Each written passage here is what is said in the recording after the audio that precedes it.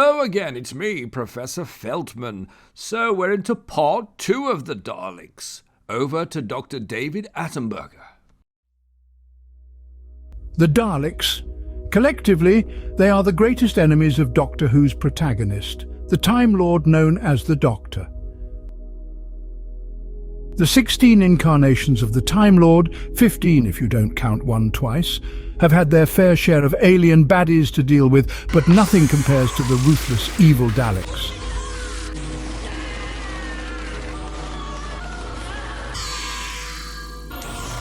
As you can see, they had a penchant for killing.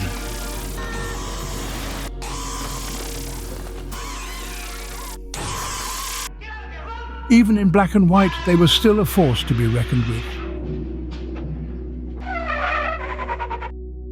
Power sources. The power source of the Dalek casing changed several times. During the Doctor's first encounter with them on SCHRÖ, he learned that the casing was externally powered by static electricity transmitted through the metal floors of the Dalek city. Isolating a Dalek from the floor using a non-conductive material shut down the casing. The Daleks initially overcame this weakness by adding dishes to their casing to receive power. Although even these were ultimately replaced by vertical, rectangular slats around the midsection, which absorbed other sources of power. By the beginning of the last Great Time War, the Daleks had adapted their technology to use a type of energy apparently linked to the process of time travel. On more than one occasion, Daleks and their devices were seen to leech this energy from time travelers in order to power themselves. Davros! Woo! That man should seriously consider moisturizing.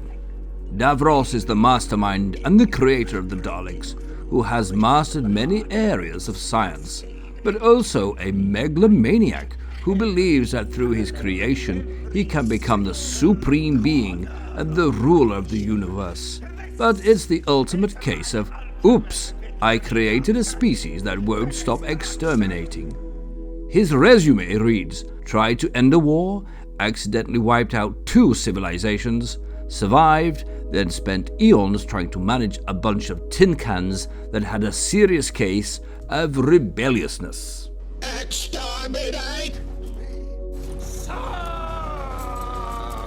Anyway, he won't be needing this.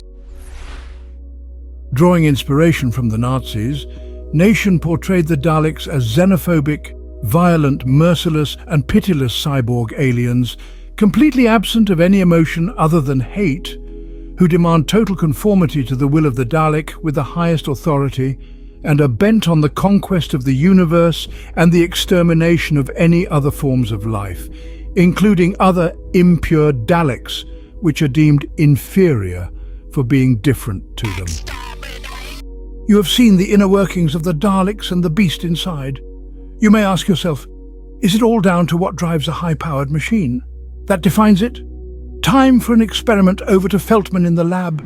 Okay, we have ascertained that the alien operating this high-powered killing machine is a grumpy being with a bad attitude. That begs the question, what would happen if we swapped out the alien for something less aggressive? Let's find out.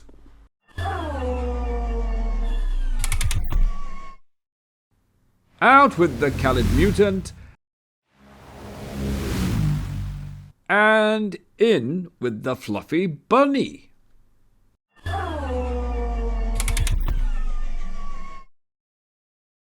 Hello, little bunny rabbit. Carrots, I want carrots. Give me carrots. Carrots! In the end, the Daleks are a fascinating paradox. They're these peculiar, pepper pot-shaped creatures, armed to the teeth with apocalyptic capabilities, yet they're as comical as a rubber duck in a 3-piece suit. It's this delightful contradiction that makes them so captivating. They're simultaneously terrifying and amusing, much like a clown at a horror film festival. And remember, if a Dalek ever asks you for a hug, just say no. They're not being friendly, they just can't reach their back to scratch an itch. Subscribe!